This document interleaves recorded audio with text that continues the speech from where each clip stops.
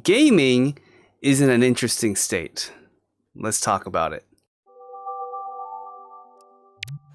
Let's go! Hello everyone, it has been a really long time. I'm Josh from the Lintendo channel, and welcome to this video. As the title suggests, gaming is a very interesting state. It's not really great, it's not good, but there's a lot of positives and a lot of negatives.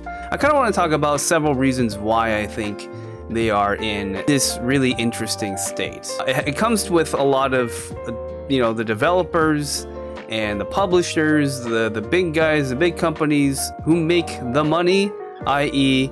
EA, Ubisoft, Microsoft, Activision, which is under Microsoft, even Sony and Nintendo have some parts into this industry as well. Obviously, I'm mostly a Nintendo collector, but as you can see right back here, that's my Vita collection. I have some PSP games right up here, but it's not talking about me, but it's just in general of what I think about gaming, as I usually try to keep a very objective opinion on stuff when it comes to video games in general. I don't finish a lot of video games, and that's my own problem. That's my crutch to deal with when it comes to my own video games, but that is just something that I want to disclose. Now, one reason why I think gaming is in this weird state is because of live service games. To be completely honest, live service games I feel like are sucking the life out of the gaming industry. Most notably, you got games like Genshin Impact, you got Apex Legends, you got Fortnite. I mean, those are just some games that are there that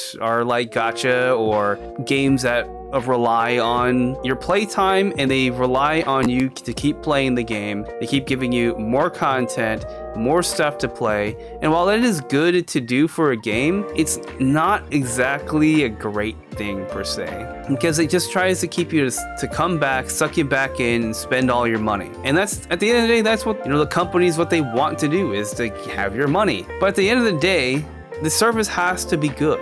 The service has to be great. I look at Call of Duty Modern Warfare 3, the current one, not the original. That game was essentially a DLC on Steam.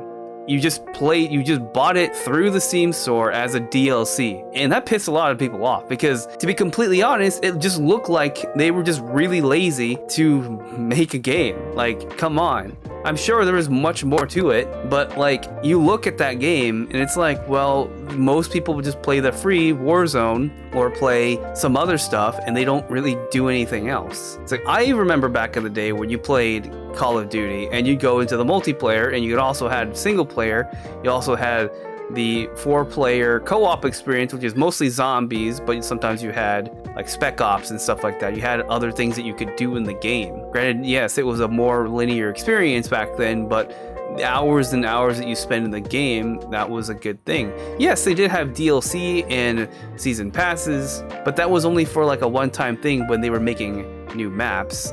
Now I feel like games are shipped out incomplete, and they essentially just make the game, they ship out a 1.0, and then they keep adding on and adding on, and you have to buy season after season after season.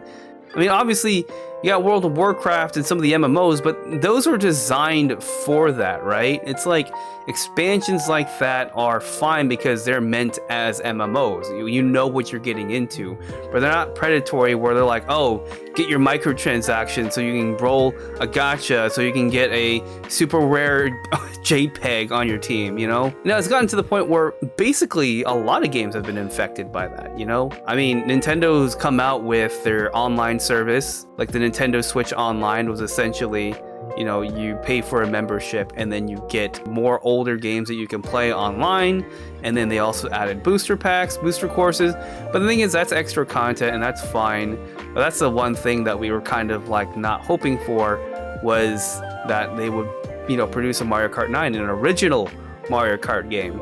I think a lot of us were hoping for Mario Kart 9, but unfortunately we didn't get that. I don't think we will get that. And I don't think we will get another Mario Kart game until the next Switch is coming out. But that's a different topic. But the point is that DLC was added on top of a game that already had DLC. So it's kind of weird that, that was just something that they did. But that's just a trend, right? That was a trend that game companies were doing, is that they're adding on top of stuff.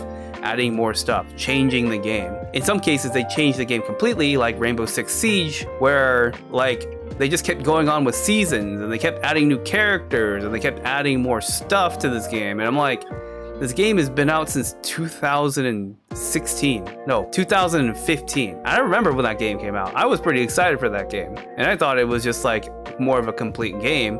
And then you realize, oh, it's just mostly multiplayer. I mean, that's fun and it's fine, but there was like really nothing that really wasn't anything to talk about other than it just being a multiplayer game. Honestly, if you were going to go with the trend on something like that, it really just should have been a free-to-play with a season pass like what they do with Fortnite. And I think it would have been more successful. Instead, they charged $60 for a game at the time, expecting you to play through the game, and then you buy a season pass or you buy the whatever the next stuff that you can do with your own money. So it's really not $60. And that's the main point, right? Is that live service games really have ruined games in a sense, but not everything. And that goes to my second point, which games are not complete.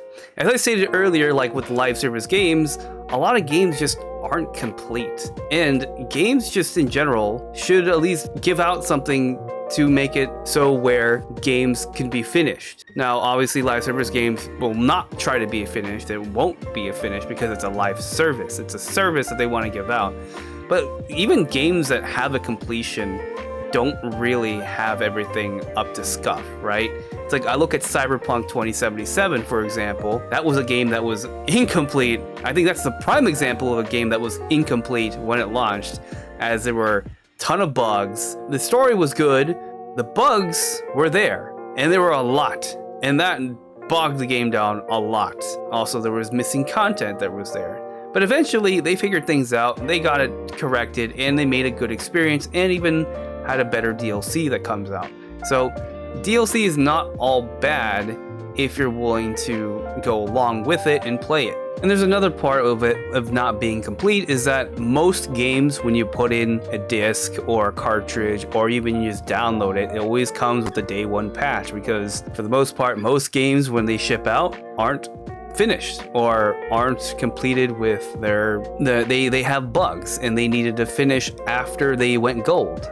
So they went gold, kept working on it, and then applied a patch day one so that it could run smoother and play better. And now, don't get me wrong, I'm not against that. I'm just saying that games aren't being shipped out 100% ready. And they will never be 100% ready because of development cycles. And I'm not saying it's a bad thing. It's a good thing that they are actually trying to take care of the customers. It's a good thing that they're trying to, do a day one patch. But when your day one patch is, sometimes 50, 60, 70 gigabytes for a patch, that's a lot. And it's a problem. I look at Nintendo games sometimes because a lot of Nintendo games do come with the day one patch and they do get patches eventually, but there are actually games that ship out complete with nothing, but they don't need any patches or any sort of like update, because they usually just ship it out and it's usually done. And that's kind of like an anomaly for the games industry today, right now. And I think that it really should be the standard. The expectation of it being a standard is not possible, in my opinion. So, unfortunately, that has to be in a perfect world, but we're not in a perfect world, unfortunately. And here comes reason number 3. Game development cycles are really, really, really long. Game development time is really long. It can be 5, 6, 7 to 10 years. And honestly, that's become an average. And it's been like that since the last generation. The reality is that games take too long to develop, mostly because of hardware and also the new technologies. And in some cases, it's just mostly because they're trying to take advantage of what they can use, and it just takes a long time because you're dealing with textures, you're dealing with other stuff that's in games, the gameplay itself, optimization. And you look at games, like I said earlier, Cyberpunk 2077, that took like 10 years of development. Okay, maybe it wasn't 10, but it was like 7 or 8 years of development where they showed it off, or at least they showed it off, I think, in 2013, and they didn't come out until 2020.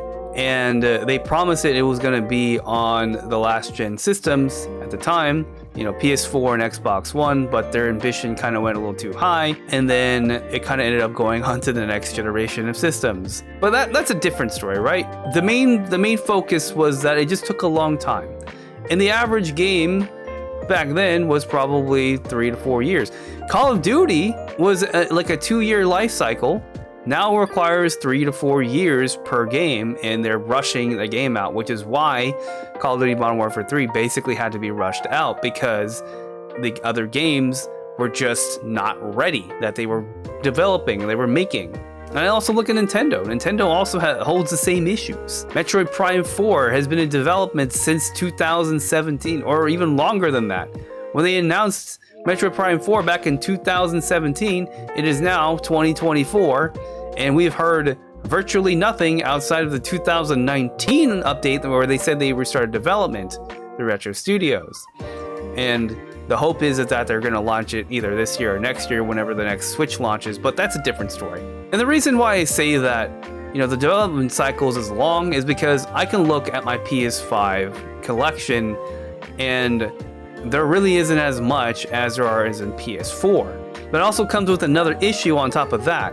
They're still developing games for the last generation of systems. In the reality, they should be focusing on the current generation of systems with the PS5, Xbox Series X, Nintendo Switch 2, and PC. Well, to that, it's just like when you're kind of bogging it down, yes, the PS4 and Xbox One technically are still able to, but it's like, why are you still developing games for an older system when you should be focusing on games that are going to be on the newest system?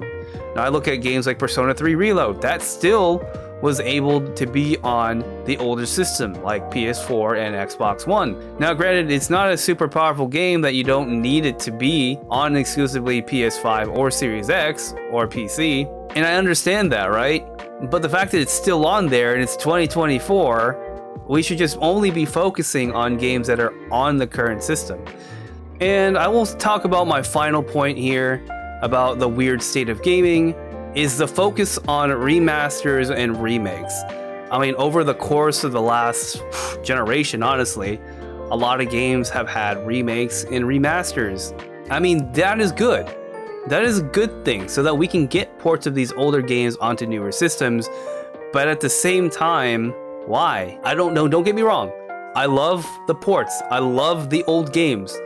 Do not get me wrong. I love them. I love them a lot. The fact that Paper Mario 1000 Year Door is coming to Nintendo Switch is amazing.